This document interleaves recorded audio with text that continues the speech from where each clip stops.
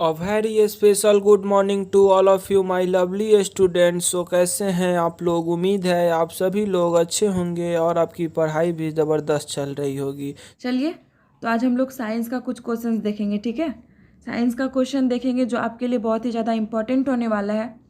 तो बढ़ते हैं इसी के साथ आगे।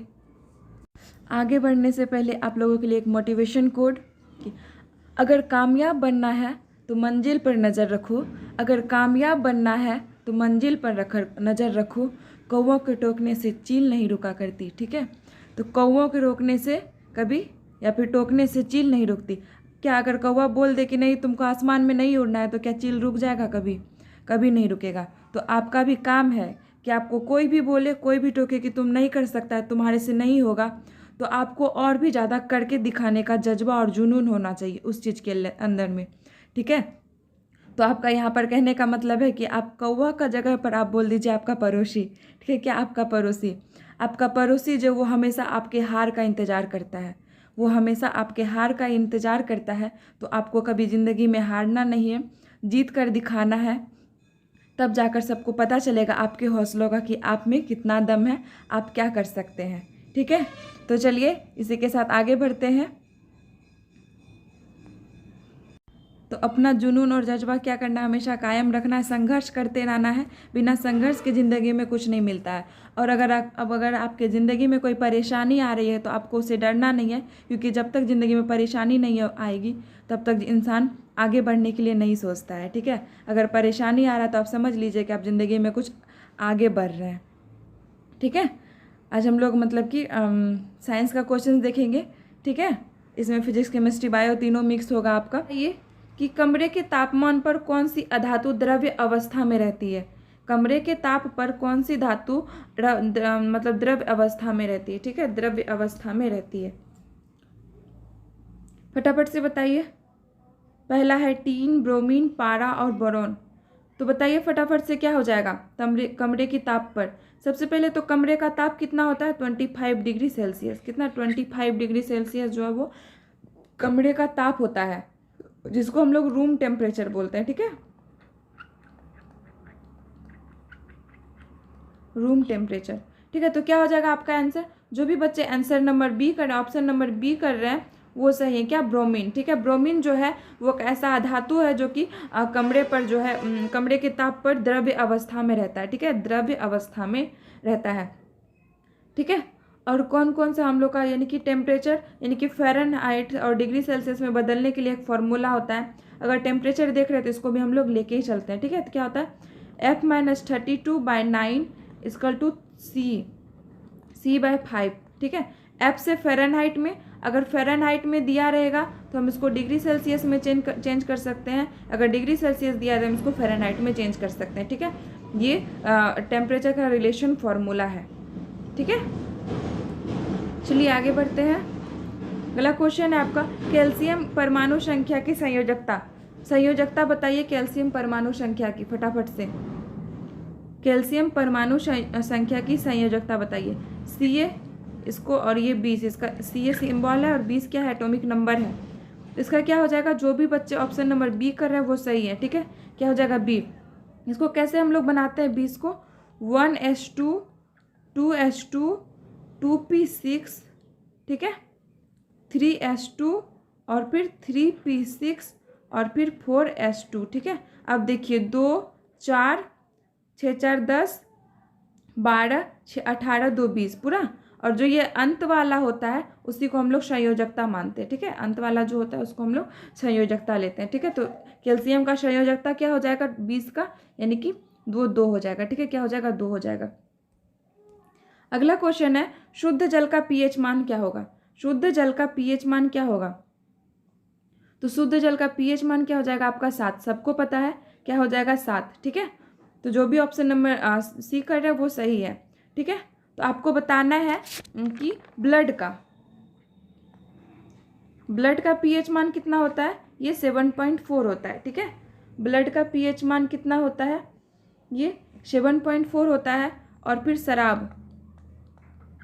शराब का कितना होता है, 2.8 होता है। और मानव मूत्र का कितना होता है, ये आपका 4.8 से लेकर 8.4 तक होता है, ठीक है। और दूध का कितना होता है आपका 6.4 होता है, ठीक है। और पीएच का फुल फॉर्म क्या होता है बताइए तो, पीएच का फुल फॉर्म क्या होता है? ये होता है पोटेंशियल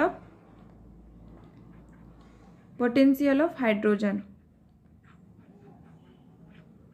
पोटेंशियल ऑफ हाइड्रोजन, ठीक है। क्या होता है? Potential of hydrogen, okay. और देखिए पीएच मान जो होता है वो अगर 7 से कम हो, 7 से कम हो तो क्या हो जाएगा आपका? ये अम्लीय हो जाएगा, ठीक है। 7 से कम अम्लीय हो जाएगा और 7 से अधिक क्या हो जाएगा आपका? क्षारीय हो जाएगा, ठीक है। क्या हो जाएगा? क्षारीय हो जाएगा, ये ध्यान में रखिएगा। अगला है खाने के सोडे का रासायनिक सूत्र क्या होता है? खाने के सोडे का रासायनिक सूत्र क्या होता है, यानी कि जिसको हम लोग ईटिंग सोडा बोलते हैं, ठीक है। इसका क्या होता है आपका? फटाफट से बताइए। Option number Na2CO3, NaHCO3, NaCl, NaHCl, ठीक है। तो क्या हो जाएगा आपका? क्या हो जाएगा आपका? जल्दी से बताइए। ये हो जाएगा आपका NaHCO3, ठीक है। खाने के सोडा को हम लोग क्या बोलते हैं? NaHCO3, यानी कि सोडियम बाइकार्बोनेट, ठीक है। क्या? Sodium bicarbonate. इसका रासायनिक नेम क्या हो जाएगा? सोडियम बाइकार्बोनेट, ठीक है। और वॉशिंग सोडा का क्या होता है?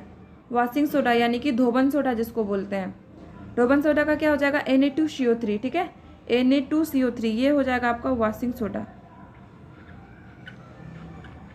इसी को हम लोग, इसको और हम लोग क्या बोलते हैं? हम लोग सोडियम, ठीक है, सोडियम कार्बोनेट, इसको हम लोग बोलते हैं सोडियम कार्बोनेट, ठीक है।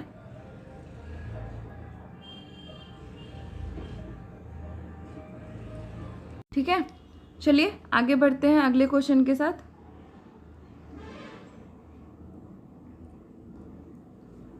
अगला क्वेश्चन है आपका कि निम्न में से किस पर ऋण आवेश होगा, ठीक है। किस पर मतलब कि माइनस का साइन जो होगा, यानी कि ऋण आवेश किस पर होगा?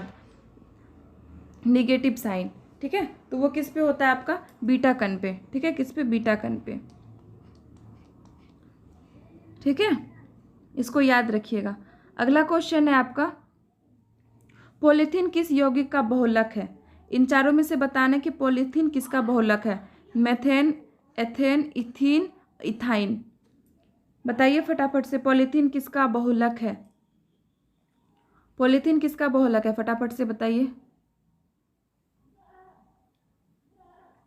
तो ये हो जाएगा आपका ऑप्शन नंबर सी, ठीक है। क्या हो जाएगा? ऑप्शन नंबर सी, यानी कि इथीन, ठीक है। किसका? इथीन का बहुलक है। अगला क्वेश्चन आपका, जल में डूबी हुई छड़ी सीधी छड़ी मुड़ी हुई प्रतीत होती है, इसका कारण क्या है? फटाफट से बताइए कि जल में डूबी हुई छड़ी जो है वो मुड़ी हुई प्रतीत होती है, सीधी छड़ी जो है वो मुड़ी हुई प्रतीत होती है, इसका कारण क्या है? फटाफट से बताइए। तो इसका क्या कारण क्या होता है? अपवर्तन, ठीक है। प्रकाश के अपवर्तन के कारण जो है वो सीधी डूबी हुई छड़ी जो है वो मुड़ी हुई प्रतीत होती है, ठीक है। और अपवर्तन कब होता है? जब कोई भी रे जो होता है वो विरल से सघन में जाती है, ठीक है। किसमें? विरल से सघन में।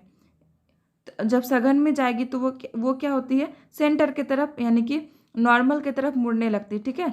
ये इंसिडेंट रे है, ये रिफ्लेक्टेड रे है, और ये जो रे आ रही है वो नॉर्मल की तरफ जब मुड़ने लगेगी तो वो क्या हो जाएगा आपका? ये अपवर्तन होता है, और उसके कारण जो है कोई भी चीज़ मुड़ा हुआ प्रतीत होता है, ठीक है। विरल से सघन में जब जाता है, ठीक है। वहीं पर है आपका परावर्तन। परावर्तन जो होता है क्या होता है? एक ही सतह पर, ठीक है। कब? कहाँ? एक ही सतह पर, जो जिस सतह से आया उसी सतह में जब रिफ्लेक्ट कर जाएगा तो वो क्या हो जाएगा आपका? वो हो जाएगा आपका परावर्तन, ठीक है। Angle I equal to angle R हो जाता है, 45 डिग्री पे बनता है, ठीक है। अगला क्वेश्चन है आपका कि एक तरंग की चाल 330 मीटर पर सेकेंड है तथा तरंग दैर्घ्य कितना है? 3 मीटर है। तो तरंग की आवृत्ति बताइए। तरंग की आवृत्ति बताना है, फटाफट से सबको ही निकाल कर बताइए। सबसे पहले तो जो जो दिया हुआ है उसको आप लिख लीजिए। तरंग की चाल दिया हुआ है, तरंग की चाल दिया हुआ यानी कि वेलोसिटी दिया हुआ है। वेलोसिटी कितना? 330 मीटर पर सेकेंड, ठीक है। और तरंग दैर्घ्य यानी कि वेवलेंथ, वेवलेंथ कितना आपका? 3 मीटर। और निकालना क्या? आवृत्ति, ठीक है। आवृत्ति निकालना यानी कि एफ निकालना या फिर एन बोल सकते हैं, ठीक है। तो फॉर्मूला क्या होता है, भी बराबर होता है आपका, भी बराबर होता है एन लेमडा, ठीक है, एन लेमडा, भी बराबर एन लेमडा यानी कि एन इंटू लेमडा। तो इसको हम लोग ये चेंज कर सकते हैं, इसको हम लोग एन बराबर लिख सकते हैं भी बाय लेमडा, ठीक है, क्या भी बाय लेमडा। तो वेलोसिटी कितना मेरा 330 मीटर, 330 मीटर पर सेकेंड, और फिर वेवलेंथ कितना दिया हुआ है मेरा 3 मीटर, ठीक है, 3 मीटर। इसको जब हम लोग कटाएंगे तो 110, ठीक है, क्या हो जाएगा 110, ठीक है, 110 मीटर पर सेकेंड हो जाएगा, ठीक है। ये जो ऑप्शन नंबर आपका 20 है 110 प्रति सेकेंड, ठीक है, पर सेकेंड हो जाएगा, ठीक है। तो ये आपका आंसर, मतलब ऑप्शन नंबर बी जो है वो आपका आंसर हो जाएगा, ठीक है। सबसे पहले क्वेश्चन बनाने का तरीका है कि जो जो दिया हुआ उसको लिख ले, फिर फॉर्मूला देखे, फॉर्मूला लिखे और फॉर्मूला में देखे कि क्या क्या दिया हुआ, उसके हिसाब से बैठा के आप निकाल सकते हैं, ठीक है, उसके हिसाब से बैठा सकते हैं। आज का आखिरी प्रश्न है आप लोगों के लिए, कवच युक्त जंतु, ठीक है, किस संघ के अंतर्गत आते हैं? बताइए कि कवच युक्त जो जंतु है वो किस संघ के अंतर्गत आते हैं, फटाफट से बताइए क्या हो जाएगा आपका आंसर इन चारों में से। एक है इकाइनोडर्मेटा है, सिलेंट्रेटा है, मोलस्का है और अर्थ्रोपोडा है, ठीक है। ये बायोलॉजी का क्वेश्चन है, ये आपका 9th क्लास के बुक में भी पढ़े होंगे और 11th में भी पढ़े होंगे जो लोग बायोलॉजी लिए होंगे, ठीक है। तो संघ होता है ये जंतु का, यानी कि एनिमल जिसको हम लोग बोल सकते हैं। तो सिलेंट्रेटा होता है, मोलस्का होता है, अर्थ्रोपोडा होता है, इकाइनोडर्मेटा होता है। तो इसको हम लोग बायोलॉजी के क्लास में डिटेल से पढ़ेंगे, ठीक है। तो अभी यहाँ पर बस हम लोग आंसर का मतलब ऑप्शन जान लेते हैं क्वेश्चन का। तो ये क्या हो जाएगा आपका मोलस्का, ठीक है। मोलस्का जो है वो उसके ऊपर जो है वो मतलब कि ये कवच होता है लगा हुआ, ठीक है, शरीर के ऊपर कवच युक्त होता है, ठीक है। तो ये मोलस्का होता है। चलिए आज के लिए इतना ही, ठीक है। अगर वीडियो अच्छी लगी हो तो लाइक एंड शेयर, और जो भी बच्चे चैनल पर नए हैं वो सब्सक्राइब कर लें, ठीक है, सब्सक्राइब कर लें ताकि आपको, और ऑल नोटिफिकेशन का दबा लें ताकि आपको हर एक क्लास का नोटिफिकेशन आपको समय पर मिलता रहे, ठीक है। और इसी तरह वीडियो पर बने रहिए अंत तक क्लास में, क्योंकि ये आपके एग्ज़ाम के लिए बहुत ही ज़्यादा हेल्पफुल है, ठीक है। तो आज के लिए बस इतना ही, tata bye bye, take care, और अपना संघर्ष जारी रखिए। जब तक संघर्ष रहेगा, जब तक जुनून और जज्बा रहेगा जीतने का, तभी हम लोग कुछ ज़िंदगी में आगे कर पाएंगे, ठीक है। तो अपना ख्याल रखिए, सब मन से पढ़ाई कीजिए, बाय बाय।